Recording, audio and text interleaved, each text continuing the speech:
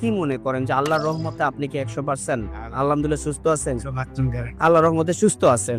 আচ্ছা, উনি যখন অসুস্থ অবস্থায় ছিলেন তখন উনি কোনো কাজকর্মই করতে পারতেন না, উঠতে পারতেন না, বসতেও পারতেন না, সব অবস্থায় থাকতে হতো না। আল্লাহর রহমতে বর্তমানে উনি সম্পূর্ণরূপে সুস্থ আছে। এজ এ রিপোর্ট অনুযায়ী শারীরিক এবং মানসিক সব দিক থেকে উনি আলহামদুলিল্লাহ অনেক ভালো আছেন। আসসালামু আলাইকুম ওয়া রাহমাতুল্লাহি ওয়া বারাকাতুহু। আমি doctor Mohammad Aslam, DHMH BHB Dhaka, BHMH on course Dhaka বিশ্ববিদ্যালয়। বর্তমানে বিশ্বনন্দিত ক্যান্সার চিকিৎসক অধ্যক্ষ ডক্টর এস এন সারোয়ার স্যারের চেম্বার গণস্বাস্থ্য হোমিওতে এজ এ ক্যান্সার চিকিৎসক হিসেবে নিয়োজিত আছি। প্রতিনিয়তই আমরা বিভিন্ন ক্যান্সার রোগীদের রিভিউ নিয়ে থাকি। আজকেও তদ্রুপ আপনাদের সামনে আমি একটা ক্যান্সার রোগীর রিভিউ নিতে যাচ্ছি, যিনি কিনা আমাদের এখানে দীর্ঘ 7 মাস চিকিৎসা করে আজকে 8ম মাসে আসছেন। চলুন আমরা সরাসরি রোগীর মুখ থেকে শুনি রোগীর কি কি প্রবলেম ছিল, রোগীর কি হয়েছে বা কি আসার বিষয়। আসসালামু আলাইকুম। আসসালামু আলাইকুম। ওয়ালাইকুম আসসালাম। ভাইজান কেমন আছেন আপনি? আছি আলহামদুলিল্লাহ। রোগী আপনার কি হয়? আমার বাবা। আপনার বাবা। আপনাদের চিটাগাং এর বাসিন্দা? জি। আচ্ছা, চিটাগাং এর ভাষা আমাদের একটু বুঝতে অনেক সমস্যা হয়, বিধায় কথা আপনি বলবেন, এই তো?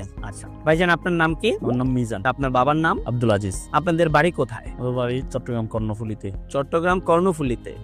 সিকলবাহা আদর্শপাড়া। আদর্শপাড়া হলো গ্রাম? জি। গ্রাম হলো আদর্শপাড়া। নাম কি ইউনিয়নের নাম? সিকলবাহা। সিকলবাহা। এটা কর্ণফুলীতে পড়ছে, চিটাগাং? জি জি। আচ্ছা, চিটাগাং এর ওখানে গিয়ে এই নামে আমরা যদি খোঁজ করি, আপনাদের বাড়ির নাম জানি কি বললেন? আমাদের আব্দুল আলী সিকদারের নতুন বাড়ি। আব্দুল আলী সিকদারের নতুন বাড়ি? জি। আচ্ছা, উনি আপনার বাবা সর্বপ্রথম কি সমস্যা ভাবে আক্রান্ত ছিলেন, কেন আপনারা হসপিটালে গেছিলেন? ওনার সর্বপ্রথম গলায় প্রবলেম হইতো, খাওয়ার দাওয়ার খাইতে সময় মনে হইতো ওনার কিছু একটা বাঁচতেছে জি গলার মধ্যে। জি। হঠাৎ রমজান 25 বা 26 রমজানের দিকে ওটা ফেটে যায়। কত সালে? এই গত রমজানে। গত রমজানে? জি। আচ্ছা, ফেটে যায় ওটা।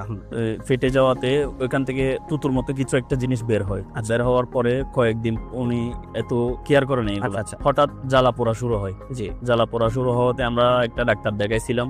ডাক্তার পরামর্শ অনুযায়ী বিভিন্ন পরীক্ষা নিরীক্ষা করাইছি। পরীক্ষা নিরীক্ষার মধ্যে এটা কি বলে, গলার এন্ডোস্কোপি করেছিলাম। হ্যাঁ, এন্ডোস্কোপি করাইছি। এন্ডোস্কোপিতে বলতেছে যে ওনার গলার অবস্থা ভালো না, আপনারা দ্রুত হসপিটাল ভর্তি করান বা বায়োপসি করান। আচ্ছা আচ্ছা, আমরা বায়োপসি করানোর জন্য বিভিন্ন জায়গায় গেছি, অনেকজনে অনেক রকম ডিমান্ড করছে। জি। শেষ পর্যন্ত আমরা চট্টগ্রাম হসপিটালে বায়োপসিটা করি। ওইখানে বলতেছে যে ক্যান্সার।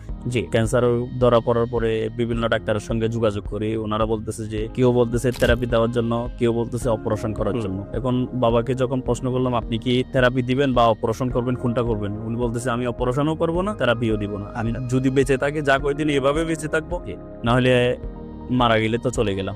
জি। তো আমি আপনাদের এখানে রিভিউ দেখলাম ফেসবুকে, বিভিন্ন রোগীর সঙ্গে আমি অনেক যাচাই করলাম। প্রায় 1 মাস ধরে আপনাদের এগুলা খুঁজে যাচাই। আমাদের যে পেজ আছে, আপনি নিজে ঢুকে আমাদের ভিডিওগুলো দেখেছেন, রিভিউ দেখেছেন, এটা প্রায় আপনি 1 মাসের মতো কন্টিনিউ করছেন। আমাদের বিষয় যাচাই বা জি।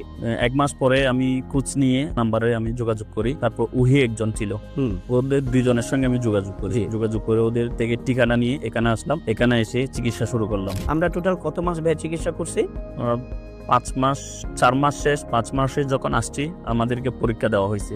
মানে আমরা যখন সব রোগীকেই বলি যে আপনারা 4 মাস আমাদের এখান থেকে ওষুধ খাবেন, 4 মাস ওষুধ খাওয়ার পরে আমরা পুনরায় আপনাদের পরীক্ষাগুলো করব। তো আমরা পরবর্তীতে 4 মাস ওষুধ শেষ করছি। শেষ করে 5ম মাসে যখন আপনি আসছেন, তখন আমরা আপনাকে কিছু পরীক্ষা নিরীক্ষা দিয়েছি, এবং সেই পরীক্ষার রিপোর্ট অনুযায়ী আল্লাহর রহমতে আমরা যখন পুনরায় যে পরীক্ষাগুলো দিচ্ছি, সেই পরীক্ষাগুলোতে ক্যান্সারিয়াস যে মার্কার আছে, আমরা এজটা ক্যান্সার নির্ণয় করতে গেলে যে মার্কারগুলো আমরা পরীক্ষা করি, সেই মার্কারগুলো আমরা পরীক্ষা করে দেখলাম যে আল্লাহর রহমতে এটা সম্পূর্ণরূপে নরমাল আছে।